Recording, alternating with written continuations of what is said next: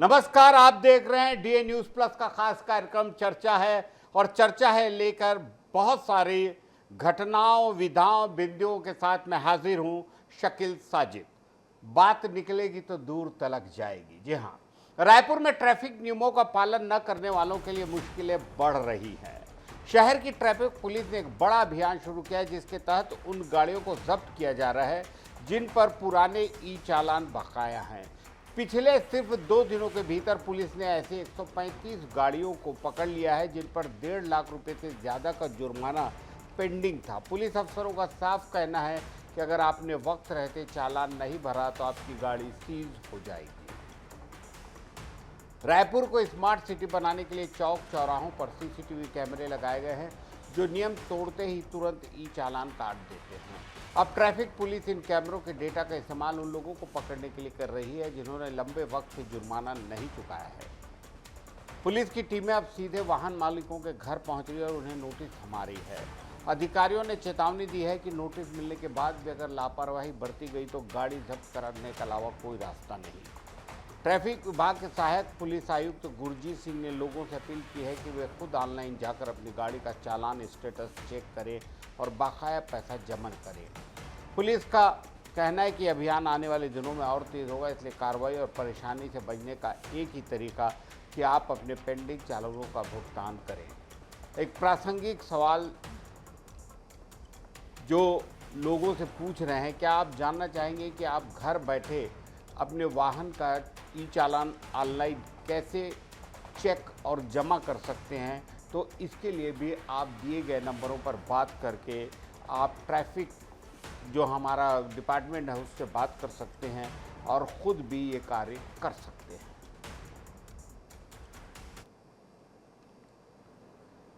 आम आदमी पार्टी के लिए एक बड़ा राजनीतिक संकट खड़ा हो गया है। पार्टी के दिग्गज और राज्यसभा सांसद संदीप पाठक समेत 7 सांसदों ने अचानक भारतीय जनता पार्टी का दामन थाम लिया है। संदीप पाठक का बीजेपी में जाना इसलिए भी चर्चा में है क्योंकि उनका सीधा नाता छत्तीसगढ़ से है और उन्हें अरविंद केजरीवाल का बेहद करीबी और पार्टी का चुनावी दिमाग अभी तक माना जाता था। संदीप पाठक की कहानी किसी फिल्म की तरह छत्तीसगढ़ के मुंगेली जिले के एक छोटे से गांव बटहा के रहने वाले संदीप ने कैम्ब्रिज यूनिवर्सिटी से पीएचडी की और आईआईटी दिल्ली में प्रोफेसर रहे। 2022 के पंजाब विधानसभा चुनाव में आम आदमी पार्टी को जो ऐतिहासिक जीत मिली, उसके पीछे संदीप पाठक की रणनीति का हाथ बताते हैं। इसी वजह से पार्टी ने उन्हें राज्यसभा भेजा और संगठन का राष्ट्रीय महासचिव बनाया। अब वे बीजेपी में शामिल हो गए तो इसे आपके चुनावी ढांचों के लिए एक बड़ा झटका माना जा रहा है। इस राजनीतिक उठापटक पर छत्तीसगढ़ की सियासत भी गर्मा गई है।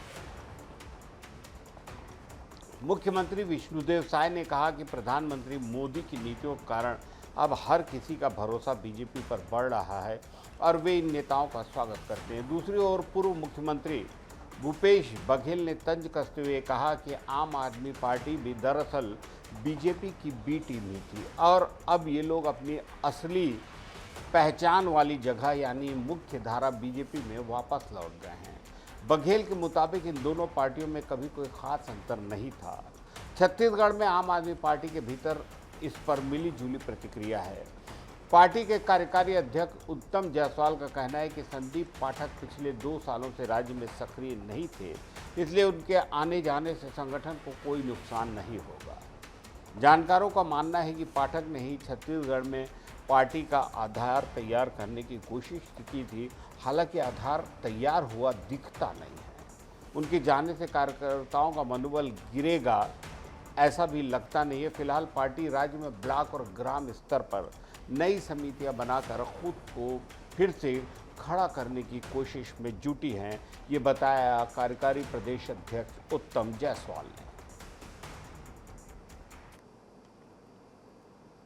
बेहद चर्चित आईपीएल क्रिकेट की दुनिया में अब केवल एक टूर्नामेंट नहीं बल्कि नए टैलेंट को खोजने का सबसे बड़ा जरिया है। दिसंबर 2025 के एक ऑक्शन की कहानी प्रफुल्ल हिंगे, जो नीलामी के वक्त मंदिर में थे, बताइए भगवान के पास, उन्हें वहां पता चला कि हैदराबाद की टीम ने उन्हें 30 लाख रुपए में खरीदा है। 2023 में पीठ की गंभीर चोट के बाद कई लोगों को लगा कि उनका कैरियर खत्म हो गया है, लेकिन कड़ी मेहनत से उन्होंने न केवल वापसी की बल्कि मैदान पर मौका मिलते ही शानदार स्पेल डालकर सबको चमका दिया।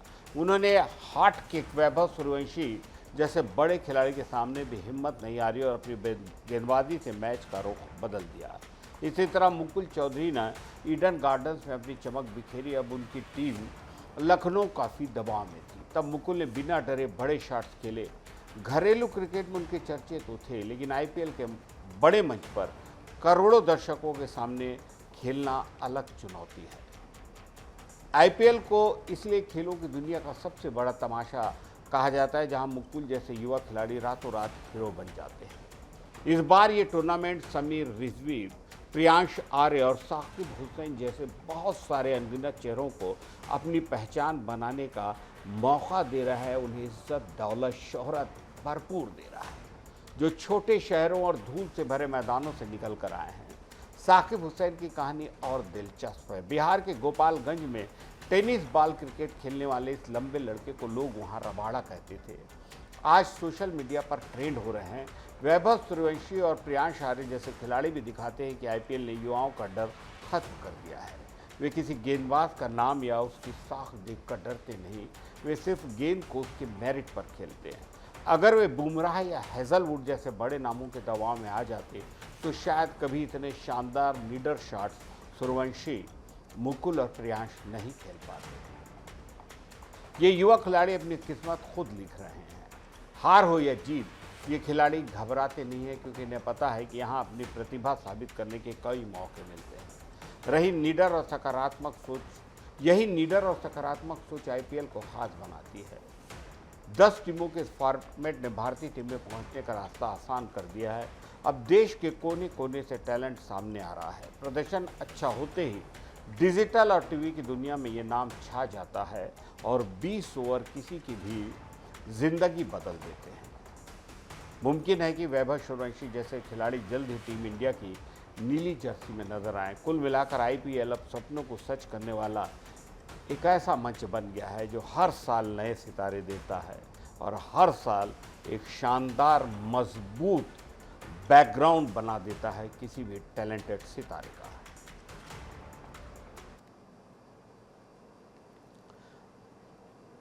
गुरमीत वाधवा की गिरफ्तारी का मामला किसी फिल्मी स्क्रिप्ट से कम नहीं। वो खुद को फोर्स इंडिया मैगजीन का बड़ा एडिटर बताकर रसूखदार लोगों और अधिकारियों पर रौब जमाता। वाधवा की बातों में दम होता था कि बड़े बड़े अधिकारी भी उसके झांसे में आ जाते। हद तो तब जब अक्टूबर 2025 में वह सीधे मुख्य सचिव से मिलने जा पहुंचा। वहां उसने एक लेटर दिखाया और दावा किया कि केंद्रीय स्वास्थ्य मंत्री जेपी नड्डा ने उसे छत्तीसगढ़ के हर जिले के 5 अस्पतालों की जांच करने की महती जिम्मेदारी सौंपी है। इसी फर्जी लेटर के दम पर उसने सरदार बीरा सिंह अस्पताल पर कई गंभीर आरोप लगा दिए। वाधवा की शिकायत पर प्रशासन ने तुरंत एक्शन लिया और जांच टीम अस्पताल भेज दी। लेकिन जब जांच हुई तो पता चला कि अस्पताल में कोई कमी नहीं। वहां डॉक्टरों से लेकर स्टाफ और सुविधाएं सब कुछ नियमों के हिसाब से। अस्पताल प्रबंधन ने जब अपनी स्तर पर पड़ताल की तो बड़ा खुलासा हुआ कि जिस संस्था का वाधवा हवाला दे रहा है वह भारत में रजिस्टर्ड ही नहीं है। इसके बाद अस्पताल ने पुलिस में एफआईआर दर्ज कराई और शुक्रवार को वाधवा, जो अपने आप को बहुत रसूखदार बताता था, सलाखों के पीछे पहुंच गया। जांच में पता चला कि वाधवा बड़े नेताओं के साथ खिंचवाई गई तस्वीरों का गलत इस्तेमाल करता था। उसने केंद्रीय मंत्री के साथ वाली एक फोटो दिखाकर प्रशासन को भरोसा दिला दिया कि उसे ऊपर से आदेश मिला है। उसने सिर्फ एक नहीं बल्कि कई अस्पतालों को निशाना बनाया था। एक डॉक्टर को तो उसने राजभवन और राज्यपाल का करीबी बताकर ब्लैकमेल करना भी शुरू कर दिया।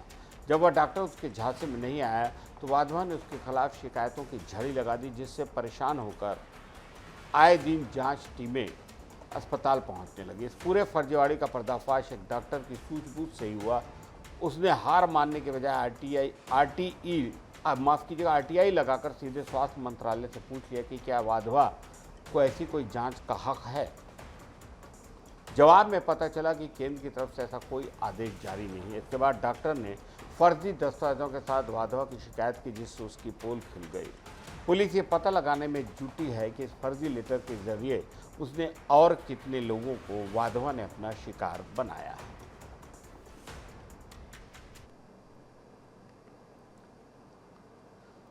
23 अप्रैल को जब पूरी दुनिया अंतर्राष्ट्रीय मार्कोनी दिवस मना रही है, तो रेडियो के पिता माने जाने वाले इटली के महान आविष्कारक गुलेर्मो मार्कोनी की यादें ताज़ा हो गई।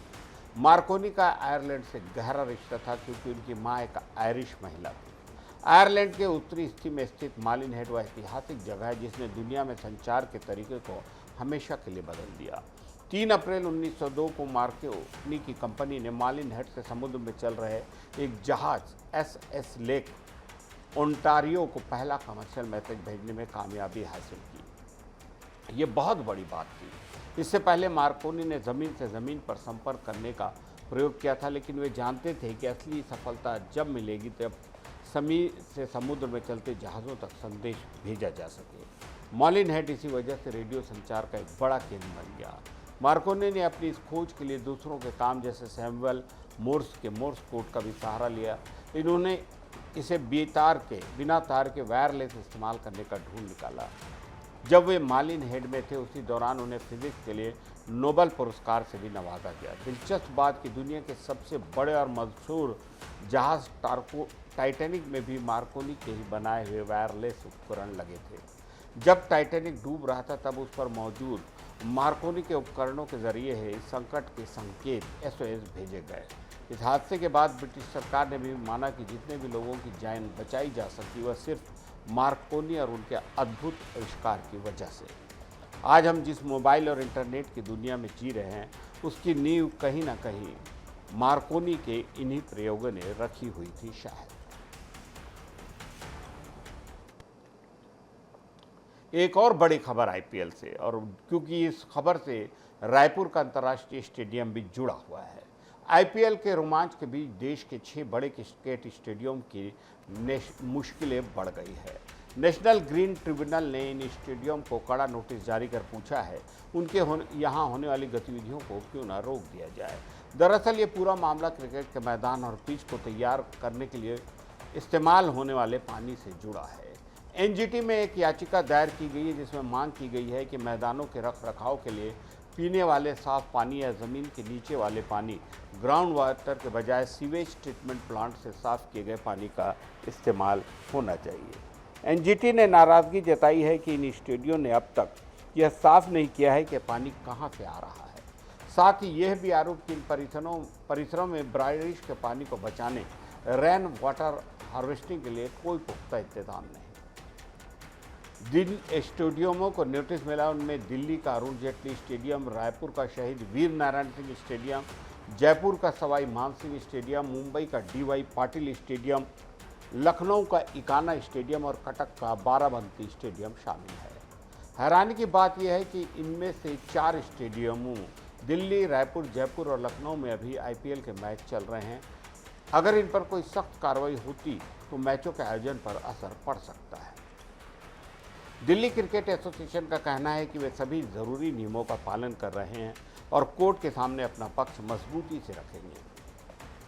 उनका कहना है कि जानकारी के अभाव में वे पिछली सुनवाई में शामिल नहीं हो पाए थे, लेकिन अब पूरा रिकॉर्ड पेश करेंगे। कोर्ट ने अपने आदेश में यह भी कहा है कि कई बार कहने के बावजूद ये स्टेडियम अपना जवाब नहीं दे रहे हैं, जिसे NGT ने गंभीरता से लिया है। वहीं हैदराबाद के राजीव गांधी स्टेडियम ने जवाब देने के लिए 3 हफ्ते का वक्त मांगा है। अब इन 6 स्टेडियमों को यह साबित करना होगा कि पर्यावरण के नियमों का उल्लंघन नहीं कर रहे हैं और पानी का इस्तेमाल सही तरीके से किया जा रहा है। रायपुर में पुलिस ने सट्टेबाजी के बड़े खिलाड़ी बाबू उर्फ गुलशन खेमानी के घर छापा मारा है, जिसमें उसकी करोड़ों की काली कमाई का पर्दाफाश हुआ। गंज थाना पुलिस और क्राइम ब्रांच की टीम ने जब उसके आमानाका स्थित घर पर दबिश दी तो वहां का नज़ारा देखकर सब हैरान रह गए।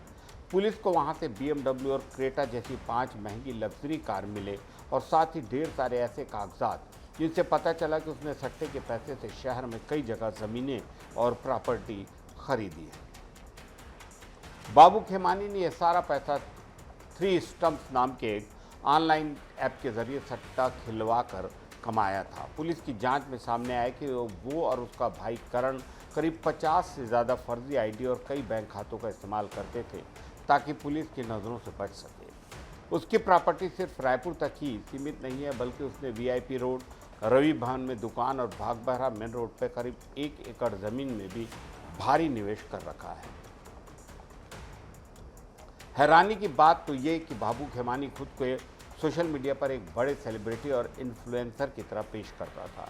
वह इंस्टाग्राम पर अपनी महंगी कारों और विदेश यात्राओं के वीडियो डालता था ताकि लोग उसकी चमक धमक देखकर प्रभावित हो सके। आईपीएल के दौरान वह मैच जीतने का सही अनुमान प्रेडिक्शन बताने के बहाने लोगों को अपने जाल में फंसाता था और फिर उन्हें टेलीग्राम लिंक के जरिए सट्टेबाजी की दुनिया में धकेल देता था। एक बड़ा इंटरनेशनल कनेक्शन पुलिस को मिला है। पता चला है कि बाबू खेमानी के तार दुबई से जुड़े हुए हैं। उसने वहां आईपीएल के पूर्व कमिश्नर ललित मोदी से मुलाकात भी की, जिसका वीडियो उसने खुद सोशल मीडिया पर शेयर किया।